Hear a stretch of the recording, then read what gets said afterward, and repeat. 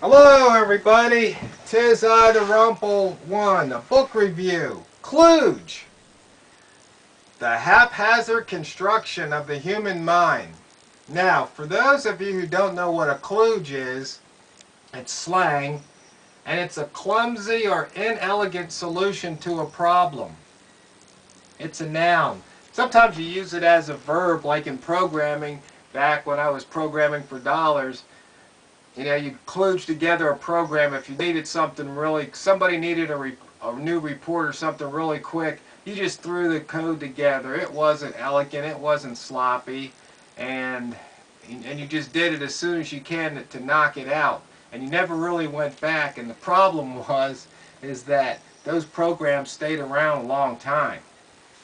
And then other programs were built on top of them.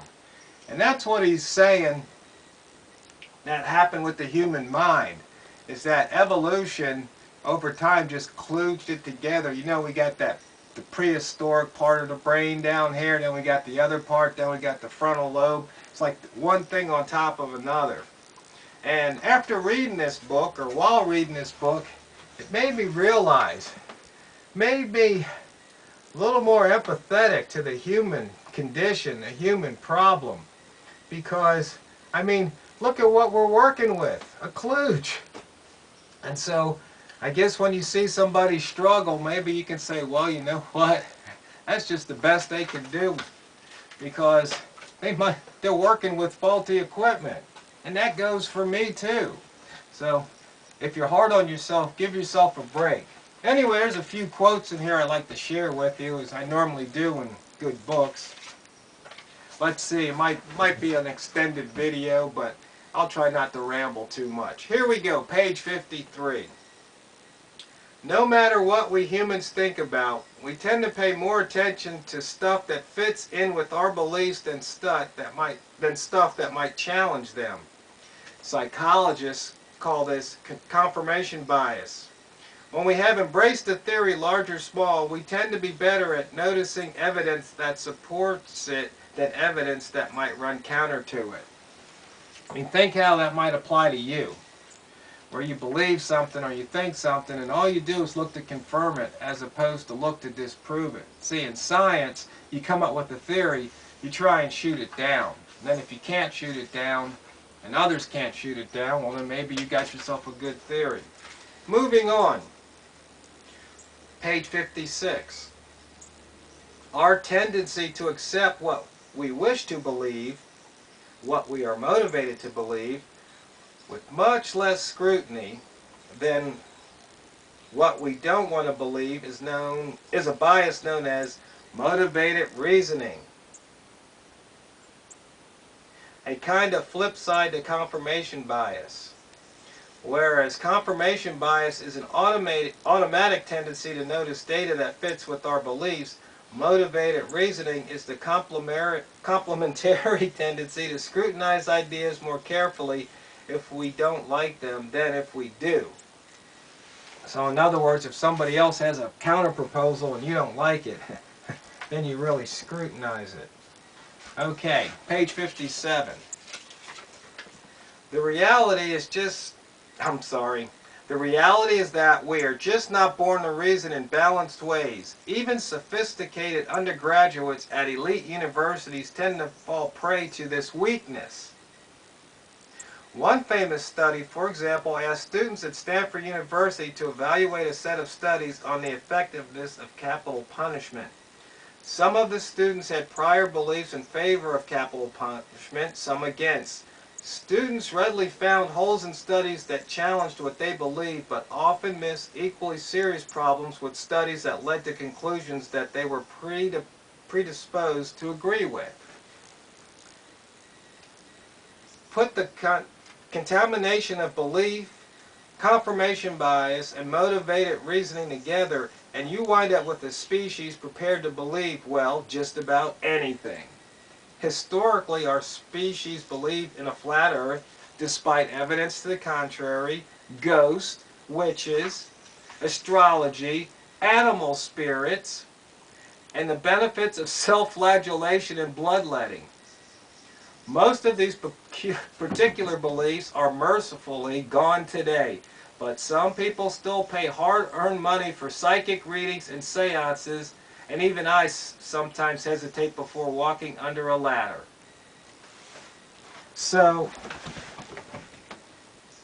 I mean, there we have it.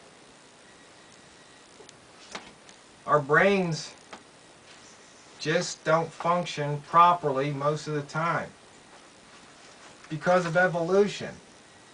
And it's, in a way, it's not really our fault, because if you haven't had this kind of learning, you don't realize what you're working with. Moving on, page 82. Indeed, the whole field of advertising is based on that premise. If a product brings pleasant associations to mind, no matter how irrelevant, you're more likely to buy it. I mean, that answers a whole lot why people buy stuff. One of the questions I've been looking at, as you know, is why do I buy things that I already have one or more of? Why do I buy another? What compels me to do that? Once again, I got a box full of knives. Why do I look at knives? Why? There's the answer right there. Moving on, page 84. All of this is, of course, a function of evolution. Rationality, pretty much by definition, demands a thorough and judicious balancing of evidence. But the circuitry of mammalian memory simply isn't attuned to that purpose. The speed and context sensitivity of memory no doubt helped our ancestors who had to make snap decisions in a challenging environment.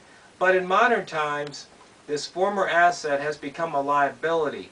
When context tells us one thing, but rationality another, rationality often loses. That's why we make bad choices, bad decisions.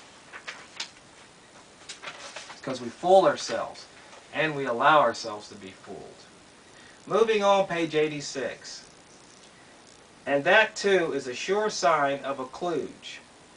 When I can do something stupid, even as I know at the time it's stupid, it seems clear that my brain is a patchwork of multiple systems working in conflict. Evolution built the ancestral reflexive system first and evolved systems for rational deliberation second, fine in itself, but any good engineer would have put some thought into integrating the two, perhaps largely or entirely turning over choices to the more judicious human forebrain, except possibly during time-limited emergencies where we have to act without the benefit of reflection.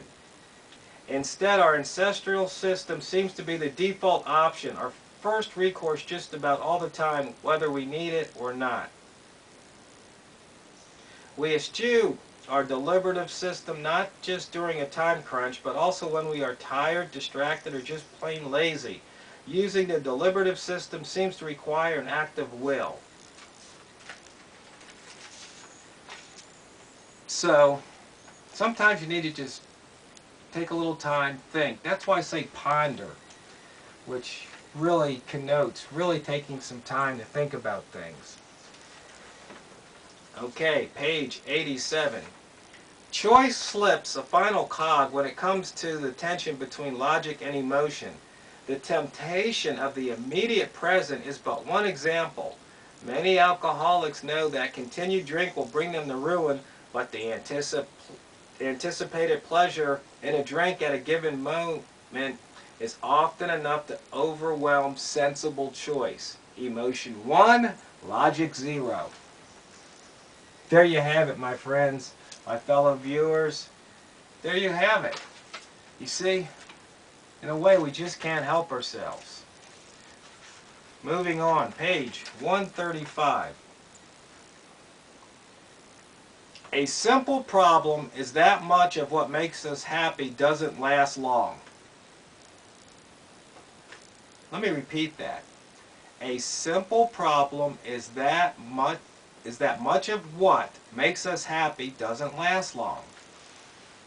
Candy bars make us happy for an instant, but we soon return to the state of mind we experienced before we had one. The same holds or can hold for sex, for movies, for television shows, and for rock concerts. Many of our most intense pleasures are short-lived. Have you ever thought about that?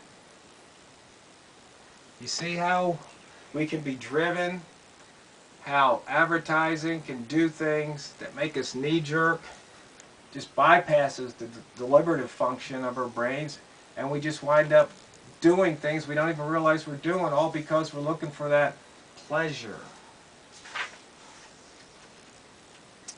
Okay, page 137.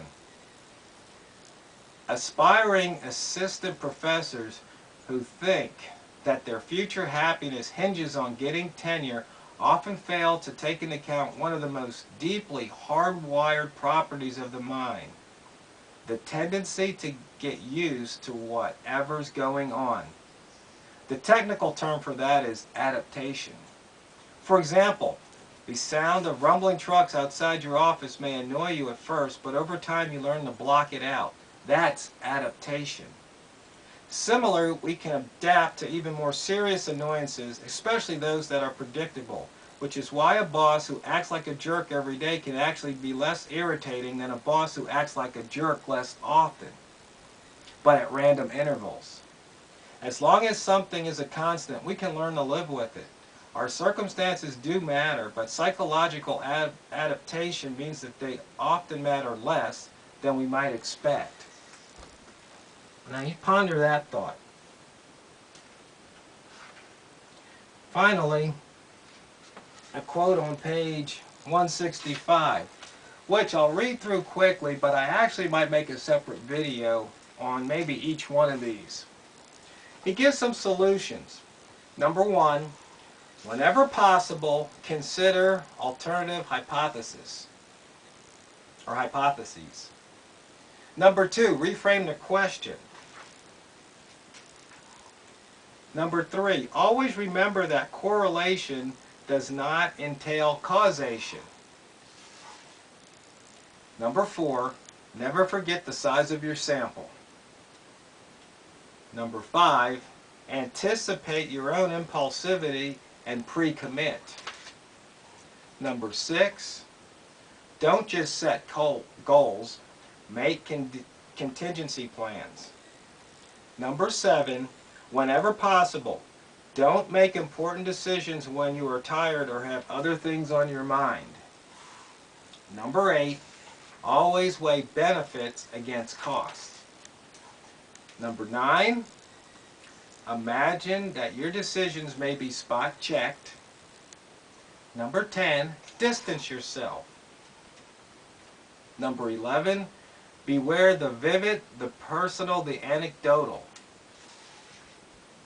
Number 12, pick your spots. Finally, number 13, try to be rational. So those, if you follow those 13 steps, keep them in mind, maybe you can get over the fact that your brain is a kludge. My brain is too. The book is by Gary Marcus. Psychology book. It's a very easy read. It's not one of those books that is difficult to understand. But it definitely explains a lot. So it's definitely a must read. I think they should have this book in high schools.